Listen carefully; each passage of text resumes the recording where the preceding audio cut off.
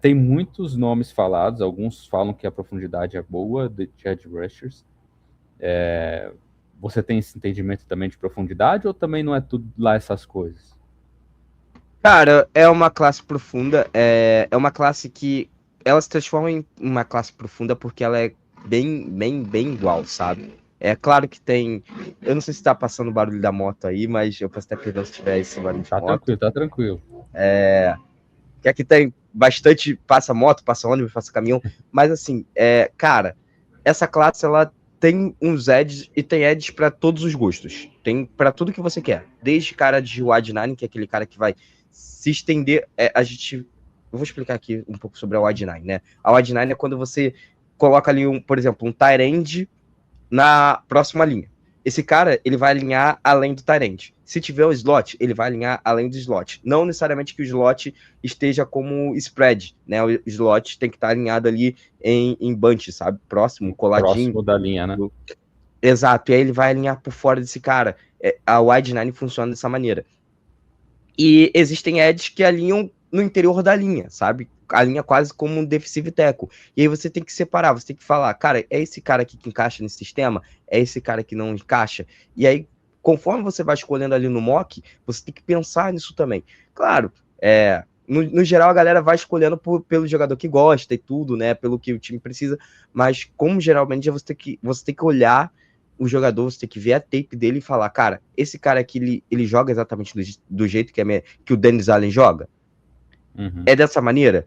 Não é. Então, cara, talvez não encaixe. Talvez a escolha e acabe sendo uma escolha perdida, ou assim, o processo vai ser bem maior, o cara vai ter que ficar um ano aqui aprendendo sistemas, aprimorando técnica, aprimorando a parte até tática, o entendimento tático, para poder ajustar o jogo dele, e pode ser que a gente não tenha tempo para isso, sabe? A janela, a gente vai ter tempo de janela para isso, a gente vai ter tempo de janela para poder consertar, e não tô nem falando de questão de demissão ou tal, é janela mesmo de competitividade de time, né? Então, você tem que pensar tudo nisso. Se você quer um cara que já chegue no dia 1 e, cara, você vai entrar para jogar e vai destruir. Ou você quer aquele cara que, não, beleza, a gente vai lá, lapida esse cara, para quando chegar o momento dele, ele chegar já sendo o melhor edge da liga. Né? E aí eu separei voltado para o que o Bears é. O Bears é um time para o futuro, mas não é só um time para o futuro, é um time de hoje também. É um time que já vai para os playoffs, é um time que já impacta nos playoffs, é um time que ganha de um rival de divisão nos playoffs. É um time que sonha com o Super Bowl. Sim, com certeza. Não é aquele Bears de temporadas atrás, que era aquele time que estava numa reconstrução, que estava começando a caminhar. Não, hoje o Bears já é uma realidade. Já é um time que a gente olha. Eterna reconstrução estava. Eu sei como que é. Eu sei como que é.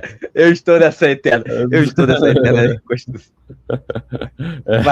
Mas vocês já são uma realidade.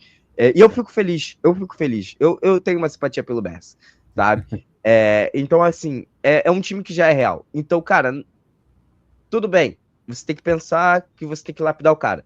Mas também tem que pensar que a escolha de primeira rodada, ela precisa entrar em campo. Ela precisa estar sendo um cara ativo, sabe? Então, assim, eu separei alguns nomes, né? O Zion Young é o meu edge número 1 em relação ao que vocês podem buscar, sabe? Não é um cara que, nossa, eu sou fã, mas eu olho para ele e é exatamente isso que você disse. Ele é o cara polivalente.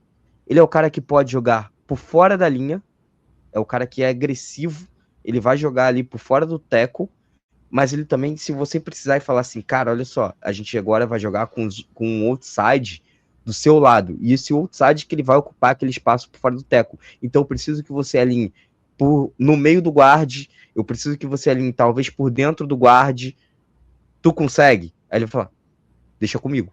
E ele vai. Por quê? Porque ele é um cara físico.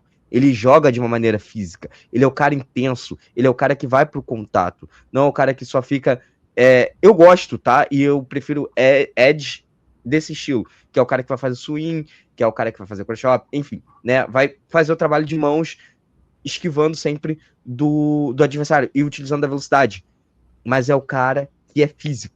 É o cara que vai fazer o long arm, sabe? Que é quando você estica o braço e não deixa o jogador de linha ofensiva, ou teco, ou guard, ou center, encostado no seu pad né? E aí quando você percebe que, beleza, a tomada de decisão do quarterback é passar a bola, não é correr, então você vai lá e aí você faz o move para cima dele, você faz o pull, né? O push and pull, né? Você tá esticado, puxa para passar, né? Então, assim, ele é um cara que faz muito bem esses moves, é um cara que gosta de bull rush, é um cara que gosta do contato.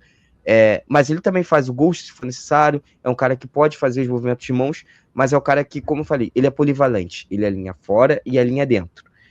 Outro cara que eu coloquei, mas eu não sou tão fã, tá? É um cara que, assim, tá mais abaixo, mas ele é um cara que tem seus problemas, mas a galera gosta, é o TJ Park, de Clemson.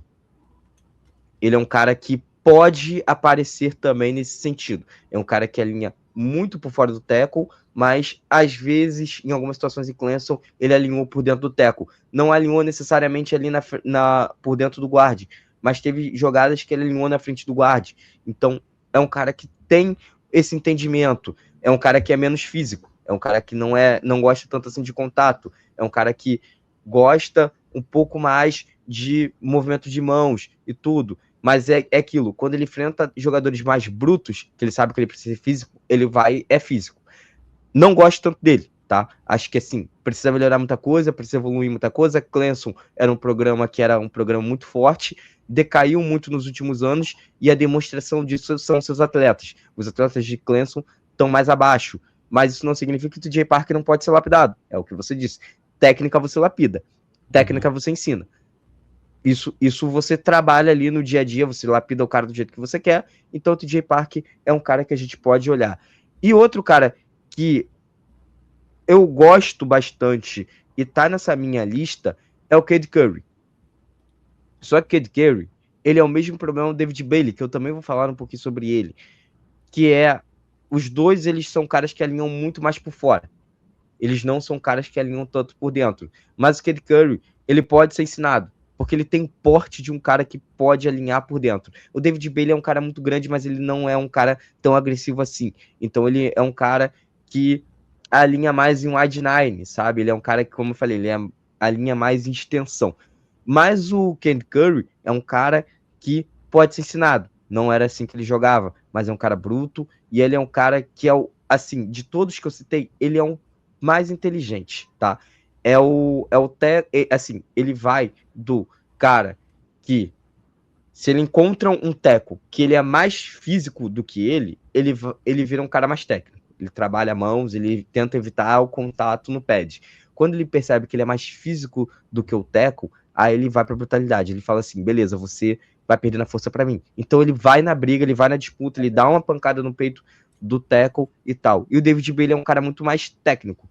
Ele é um cara que utiliza de bull rush e long arm, mas ele utiliza quando ele tá enfrentando Tyrant. Quando ele tá enfrentando tackles, ele utiliza mais movimentos de mãos, ele é mais speed rusher, né? Usa o ghost, que é quando você abaixa o ombro e passa sem contato nenhum, né? O tackle, ele vai lá, estica o braço, aí você passa por baixo do braço dele, abaixando o ombro e vai embora. Tem o rip também, onde você abaixa, mas você projeta o ombro, o braço do seu adversário para cima e ataca o quarterback. Tem o Mesidor. Tem o Mesidor, só para finalizar. Mas o Mesidor, ele é versátil no alinhamento, mas eu acho que ele não vai sobrar para vocês. Não vou mentir. Porque ele é um cara... Ele é um cara que tá ali junto com o companheiro dele, o Ruben Ben, e o Ruben Ben provavelmente vai sair, se não sair no New York Jets, sai logo ali entre as 5 primeiras, né? 6, 7 no máximo. Mas você tem o Mesidor também que entra nesse sentido. Mas eu não sei se o Mesidor ele sobra. E aí eu deixei ele aqui com um asterisco, mas ele é um cara também que é versátil, ele pode alinhar no interior ou por fora. E assim, o que eu não gosto muito dele é que ele não é um criador consistente, ele perde muito tackle, mas é um cara que tem uma variedade de moves, ele pode fazer todos os tipos de moves no jogo, e ele gosta de alternar, ele não gosta de ficar sempre na mesma, sabe? Fazer só o swing, só o rip, ele gosta de brincar um pouco com o tackle. Ele tem um leque, né, que ele pode aproveitar melhor, né?